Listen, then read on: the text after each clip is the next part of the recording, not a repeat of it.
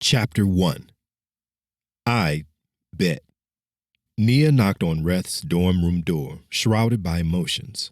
As the fiancée of a territorial partner, she had yet another person in her head dictating her actions and words. It wasn't just the anxious thoughts of all her actions that plagued her. It was the foreign feeling of her independence being stripped from her as a woman turned fiancée. Was this the price of romantic love? Or was it that her last few uneasy hours of undergrad created chaos where there was none? She cracked her neck with a head roll and knocked once more at her best friend's door as she heard a shuffle but no answer. Reth opened the door, almost winded, but with a smile, and shifted to the left to allow Nia to enter. She quickly surveyed the room as if looking for something. Then, with an exhale, got to venting about her last final exam as Reth sat on his beanbag chair, attentive to her every word. He nodded to show that he was following along, although his mind was racing just as much as hers. But his worries never mattered much when Nia was around. He watched her pace the room and throw her hands in the air until she finally relaxed. She stared at him with her beautiful brown eyes, and he melted. But this time, he wouldn't allow it to go unnoticed. Nia shifted awkwardly and grasped at her left elbow under the tension. "Were you listening to me or the TV?" She barked as she broke from his gaze.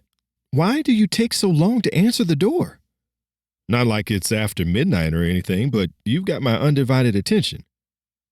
Nia rolled her eyes and sat on the floor next to Reth. "I just can't afford to fail at anything. How embarrassing would it be to have the trust fund kid flunk out of her MBA program? I already get enough crap from people as it is." "That's always been your problem. You care too much about the wrong things. I don't know how you women do it. Have these broad backs for carrying other people's crap around every single day," Reth responded. "This isn't about other people. This is about being the first person in my family to graduate. My grandma needs to see me walk the stage so she can see I was worth the investment." Nia broke down. Reth rolled off his beanbag to his knees in front of Nia and raised her head to meet his. "What about you? Do you think the headache was worth it in possibly grad school?" he asked rhetorically. "Whatever the outcome, we both know you got this. We both know you will pass even if you get an F on this exam. You're only freaking out because you want to secure a summa cum laude and nothing else, Miss Perfectionist." "That's not true, and you have too many names for me," Nia clarified as she pulled away from Reth to stand to her feet. "Well, maybe it's a portion of it. The rest is proving to myself I've earned everything I have. No handouts." "We definitely earned our spot at the school, no matter what the other students want to call it. Affirmative action, my ass. We had the GPAs, the recommendations, the scholarships, and even if we lacked anything, we made our way through the program without putting our hands out. We could relax now, right before we are kicked out on our broke adult asses."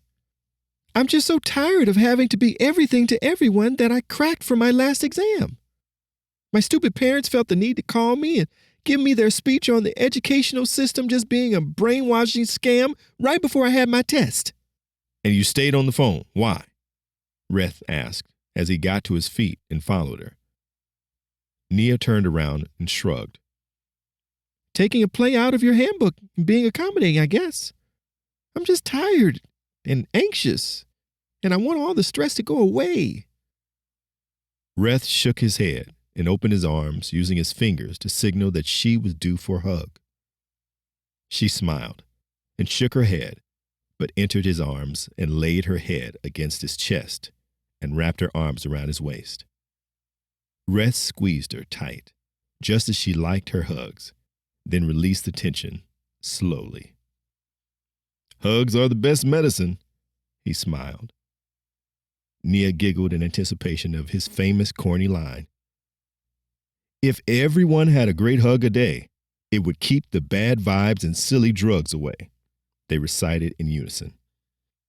Reth smiled and tried to conjure up the common sense to pull away, but he foolishly gazed into her confused eyes until she lowered them. He slowly lifted his hand and hesitantly caressed her cheek and watched her blush. It was an unspoken tension between them that no one dared to act on for fear of ruining their relationship. But Reth was tired of being in the friend zone. And worse, he hated the thought of her marrying Zuma, the arrogant old man she was getting herself mixed up with. He was so self-righteous. He changed his name from Curtis after having what he considered enlightenment a few years ago. Reth knew he was treading on thin ice, but he refused to be the guy who never took a chance on what he wanted, so when Nia batted her eyes at him and bit down on her bottom lip, he kissed her. He spent the last few years learning women and what they wanted, and he knew he could be the right man for Nia and fulfill all of her needs if she would let him. Nia kissed back and allowed herself to be swept up in the moment.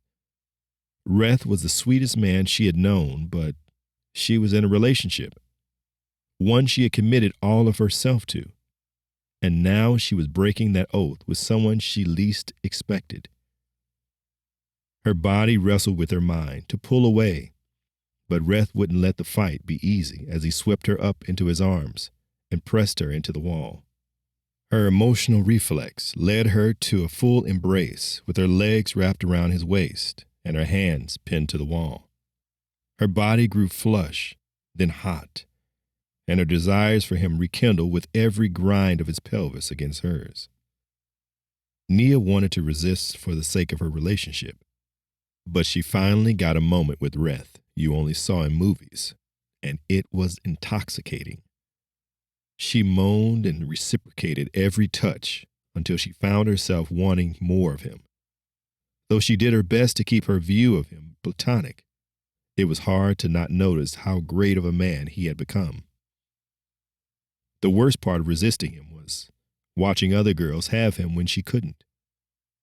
Nia worked Reth's shirt off as he unbuttoned her top.